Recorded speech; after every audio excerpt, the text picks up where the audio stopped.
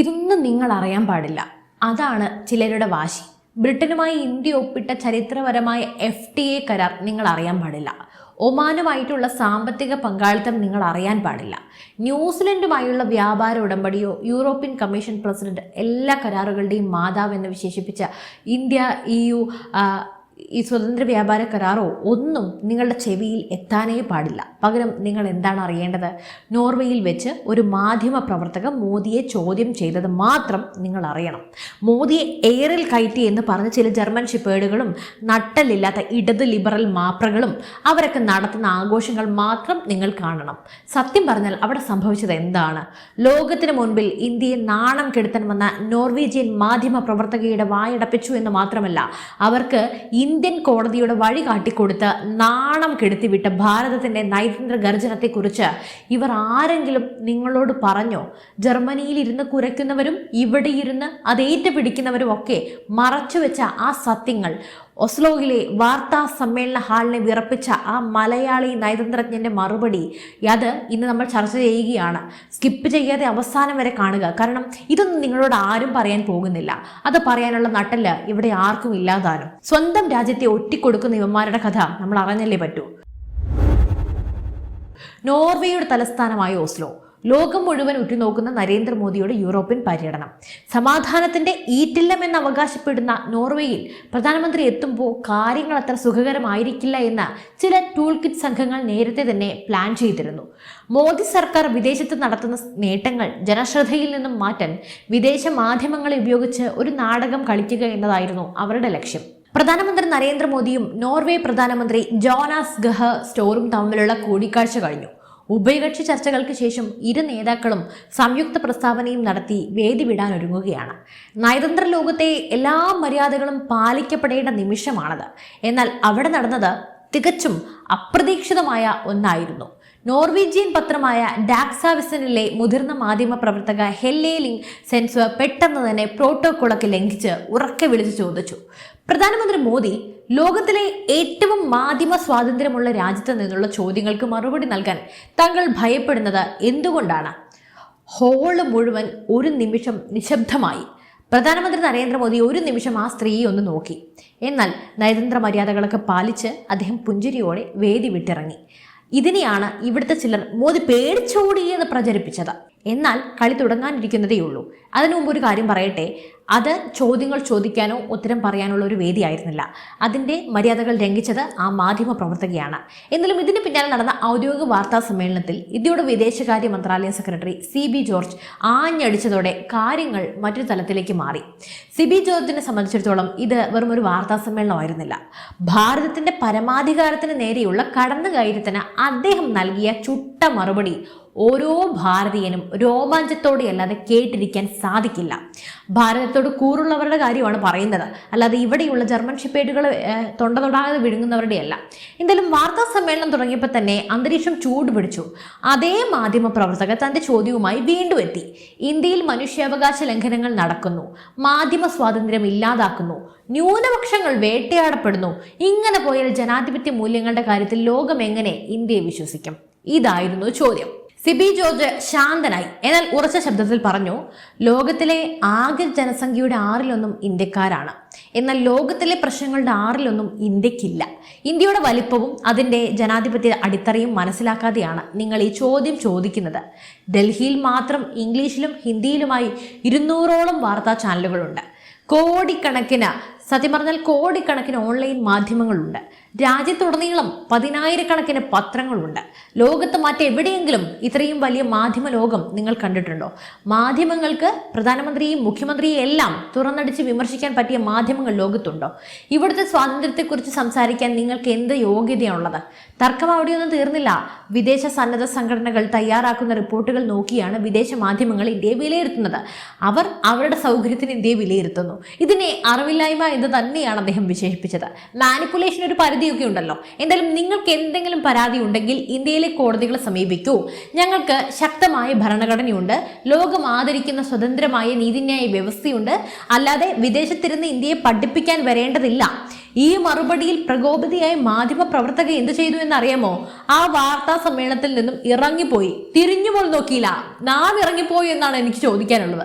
പക്ഷെ അവർക്ക് മനസ്സിലായി ഇത് പഴയ ഇന്ത്യയല്ല, ചോദ്യം ചെയ്യാൻ വരുന്നവന്റെ മുഖത്ത് നോക്കി സത്യം പറയാൻ മടിക്കാത്ത പുതിയ ഭാരതമാണ്. കുരച്ച നായ വാൽ ആസനത്തിൽ തിരികെ അവിടെ നിന്നും ഓടിയെന്നാണ് കരക്കമ്പി പറയുന്നത്. എന്തായാലും നമ്മൾ എന്തുകൊണ്ട് ഈ വിഷയത്തിൽ ഇത്രയധികം ഊന്നൽ നൽകണം എന്ന് ഞാൻ പറയട്ടെ. കാരണം 2026 ആഗോള സാഹചര്യം ഒന്ന് വിശകലനം ചെയ്യുക. ലോകം ഒരു വലിയ സാമ്പത്തിക പ്രതിസന്ധിയെ നേരിട്ടുകൊണ്ടിരിക്കുകയാണ്. ഉക്രൈൻ സംഘർഷം അനന്തമായി നീണ്ടുകൊണ്ടിരിക്കുന്നു. ലോകത്തിലെ ഊർജ്ജ വ്യാപാരത്തിന്റെ 1/5 കടന്നു പോകുന്ന ഹോർമൂസ് കടലിടുക്ക് അമേരിക്കയും ഇറാനും തമ്മിലുള്ള യുദ്ധം കാരണം ഭാഗികമായി തടസ്സപ്പെട്ടിരിക്കുകയാണ്. തീർന്നില്ല, ആഗോള വിതരണ ശൃംഖലകൾക്ക് മുറിഞ്ഞു പോകുന്നു. അപ്പൊ ഈ ഒരു തകർച്ചയ്ക്കിടയിലാണ് ഇന്ത്യൻ പ്രധാനമന്ത്രി നരേന്ദ്രമോദി നയതന്ത്ര സർജിക്കൽ സ്ട്രൈക്കുകൾ നടത്തിക്കൊണ്ടേയിരിക്കുന്നത്. കഴിഞ്ഞ 12 മാസങ്ങൾക്കുള്ളിൽ രാജ്യം ഒപ്പിട്ട സാമ്പത്തിക കരാറുകൾ ഒന്ന് നോക്കുക. അതിനെക്കുറിച്ച് അറിവില്ലാത്തവർ ഇവിടെ കിടന്ന് കുരച്ചോളൂ, പക്ഷേ പറഞ്ഞ് പൂർത്തിയാക്കും. UK ഇന്ത്യ സ്വതന്ത്ര വ്യാപാര കരാർ അഥവാ FTA എന്നാണ് പറയുന്നത്. ദശകങ്ങളായി ചർച്ചകളിൽ മാത്രം ഒതുങ്ങിപ്പോയ ഈ കരാർ മോദി യാഥാർത്ഥ്യമാക്കി. ഇത് ഇന്ത്യയുടെ കയറ്റുമതി മേഖലയിൽ വിപ്ലവം സൃഷ്ടിച്ചുകൊണ്ടിരിക്കുകയാണ്. രണ്ടാമത് ഒമാനുമായിട്ടുള്ള CEPA കരാർ മിഡിൽ ഈസ്റ്റിലെ ഇന്ത്യയുടെ സാമ്പത്തിക സാന്നിധ്യം ഉറപ്പാക്കുന്ന കരാറാണ്. മൂന്നാമത് ന്യൂസിലൻഡുമായുള്ള വ്യാപാര ഉടമ്പടി, ഡയറി കൃഷി മേഖലകളിൽ ഇന്ത്യക്ക് പുതിയ വിപണികൾ തുറന്നു നൽകുന്നു. നാലാമത് ഇന്ത്യ EU കരാർ, അതും FTA ആണ്. 2026 ജനുവരിയിൽ ഒപ്പിട്ട ഈ കരാറിനെ എല്ലാ കരാറുകളുടെയും മാതാവ് എന്നാണ് യൂറോപ്യൻ കമ്മീഷൻ പ്രസിഡന്റ് വിശേഷിപ്പിച്ചത്. അപ്പോൾ ഇന്ത്യ ഇന്ന് 9 കരാറുകൾ മുഖേന 38 രാജ്യങ്ങളുമായി സ്വതന്ത്ര വ്യാപാര കരാർ ഉണ്ടാക്കിയെടുക്കുന്നു. ഇനിയും കരാറുകളുടെ എണ്ണം കൂടുകയാണ്. UAEയുമായുള്ള കരാർ എല്ലാം നിങ്ങൾ അറിഞ്ഞു കാണുമല്ലോ. അപ്പോൾ ഒരു ദശാബ്ദം മുമ്പ് ഈ സാഹചര്യം സങ്കല്പിക്കാൻ പോലും ആകുമായിരുന്നില്ല. ആഗോള സുരക്ഷിതത്വത്തിന്റെ കാലാവസ്ഥയെ ഇന്ത്യയുടെ താല്പര്യങ്ങൾക്ക് അനുകൂലമായി മാറ്റിയെടുക്കാനുള്ള ദീർഘകാല ആസൂത്രണമാണിത്. ഇത്രയേറെ നേട്ടങ്ങൾ ഉണ്ടാകുമ്പോൾ ലോകം ഇന്ത്യയെ സാമ്പത്തിക രക്ഷകനായി കാണുമ്പോൾ അതാരും അറിയരുത് എന്ന് ആഗ്രഹിക്കുന്നവരാണ് ഇത്തരം വ്യാജ വാർത്തകളൊക്കെ പ്രചരിപ്പിക്കുന്നത്. എന്തൊരു മാനിപ്പുലേഷൻ ആണെന്ന് നോക്കൂ. മോദിയുടെ നാവിറങ്ങിപ്പോയി എന്നൊക്കെയാണ് ചില സ്ഥലങ്ങളിൽ ഞാൻ കണ്ടത്. ഇതൊക്കെ ആഘോഷിക്കുന്നവരുണ്ട്. അവരോടൊക്കെ എനിക്ക് ഒന്നേ പറയാനുള്ളൂ, നിങ്ങൾ ഈ രാജ്യത്ത് നിന്ന് ഇവിടെ ജീവിക്കാൻ താല്പര്യമില്ലെങ്കിൽ എന്തുകൊണ്ട് പ്രധാനമന്ത്രി എവിടെ പോയാലും അവിടെ മാധ്യമ സ്വാതന്ത്ര്യത്തെക്കുറിച്ചും മനുഷ്യാവകാശങ്ങളെക്കുറിച്ചും ചോദ്യങ്ങൾ വരുന്നത്? സത്യം മനസ്സിലാക്കാൻ എന്തുകൊണ്ട് ആരും തയ്യാറാകുന്നില്ല? ഇത് ആകസ്മികമാണോ? ഒരിക്കലുമല്ല. ഇതിന് പിന്നിൽ കൃത്യമായൊരു പെയ്ഡ് അജണ്ടയുണ്ട്. ജർമ്മനിയിൽ ഇരിക്കുന്ന ധ്രുവറാത്തിയെ പോലെയുള്ള ചിലർ ഇതിനെ ആഘോഷിക്കുകയാണ്. സ്വന്തം രാജ്യത്തെ വിദേശ മണ്ണിൽ അപമാനിക്കാൻ കൂട്ടുനിൽക്കുന്ന ഇത്തരക്കാരെയാണ് നട്ടലില്ലാത്ത ജർമ്മൻ ഷിപ്പേഡുകൾ എന്ന് വിശേഷിപ്പിക്കേണ്ടത്. നോർവേ ലോകത്ത് പ്രസ് ഫ്രീഡത്തിൽ 1ാം സ്ഥാനത്താണത്രേ. ഇന്ത്യ 157ാം സ്ഥാനത്തും. ഈ സ്ഥാനമൊക്കെ ആരാ തന്നത്? നമുക്ക് ഈ കണക്ക് ഒന്ന് വിശകലനം ചെയ്യാം. ഈ റാങ്കിങ്ങുകൾ തയ്യാറാക്കുന്ന റിപ്പോർട്ടേഴ്സ് വിത്തൗട്ട് ബോർഡേഴ്സ് പോലെയുള്ള സംഘടനകൾ ആരുടെ പണം പറ്റുന്നവരാണ്? ഇന്ത്യയിലെ കോടിക്കണക്കിന് വരുന്ന ജനതയുടെ ശബ്ദത്തേക്കാൾ ഇവർ പ്രാധാന്യം നൽകുന്നത് ഡൽഹിയിലെ ചില AC റൂമുകളിലിരുന്ന് ഇന്ത്യയെ കുറ്റം പറയുന്ന കുറച്ചു പേരുടെ അഭിപ്രായങ്ങൾക്കാണ്. ഇവിടെ ഏത് മാധ്യമത്തിനാണ് വിലക്ക് ഏർപ്പെടുത്തിയിട്ടുള്ളത്? പ്രധാനമന്ത്രി മോദിയെ എന്തൊക്കെ ചീത്ത വിളിക്കുന്ന മാധ്യമ പ്രവർത്തകർ ഇവിടെയുണ്ട്. എന്തായാലും ഇന്ത്യ മഹാരാജ്യത്ത് ലഭിക്കുന്ന സ്വാതന്ത്ര്യം ലോകത്ത് വേറെ എവിടെയാണ് ലഭിക്കുക? തെരുവിൽ ഇറങ്ങി ആരെയും വിമർശിക്കാം, ഭരണകൂടത്തിന്റെ ഏത് നയത്തെയും ചോദ്യം ചെയ്യാം, സോഷ്യൽ മീഡിയയിൽ സർക്കാരിനെതിരെ പ്രതികരിക്കാം, പ്രതിഷേധങ്ങൾ ഉയർക്കാം. ഇതൊക്കെയാണ് യഥാർത്ഥ സ്വാതന്ത്ര്യം. എന്നാൽ ഇന്ത്യ സാമ്പത്തികമായും സൈനികമായും ലോകശക്തിയായി മാറുന്നത് കണ്ട് അസൂയ പൂണ്ട ചില പാശ്ചാത്യ ശക്തികൾ ഇത്തരം റാങ്കിങ്ങുകളൊക്കെ ഉപയോഗിച്ച് ഇന്ത്യയെ താഴ്ത്തിക്കെട്ടാൻ ശ്രമിക്കുന്നു. ഇതിനെയാണ് വിദേശകാര്യ മന്ത്രാലയം നയതന്ത്രപരമായി നേരിട്ടത്. നോർവേക്ക് മുമ്പ് പ്രധാനമന്ത്രി സന്ദർശിച്ചത് നെതർലാൻഡ്സ് ആയിരുന്നു. അവിടെയും സമാനമായ ചില നീക്കങ്ങളൊക്കെ നടന്നു. ഇന്ത്യയിലെ ന്യൂനപക്ഷങ്ങൾ വേട്ടയാടപ്പെടുന്നുണ്ടത്രേ. ഇന്ത്യയിൽ ന്യൂനപക്ഷങ്ങൾ സുരക്ഷിതരായിരിക്കുന്നത് പോലെ ലോകത്ത് വേറെ ഏത് രാജ്യത്താണ് ന്യൂനപക്ഷങ്ങൾക്ക് ഇത്രയേറെ സുരക്ഷ ലഭിക്കുന്നത്? ഒന്ന് പറയാമോ? എന്തായാലും ഡച്ച് പ്രധാനമന്ത്രി ആശങ്ക പ്രകടിപ്പിച്ചിട്ടുണ്ടായിരുന്നു. അതുപോലെ തന്നെ ഇന്ത്യൻ നയതന്ത്ര സംഘം ഇതിനെ പച്ചയ്ക്ക് തള്ളിക്കളഞ്ഞു. യാഥാർത്ഥ്യം എന്താണ്? ഉഭയകക്ഷി ചർച്ചകളിൽ ഇത്തരം വിഷയങ്ങൾ വന്നിട്ടേയില്ല.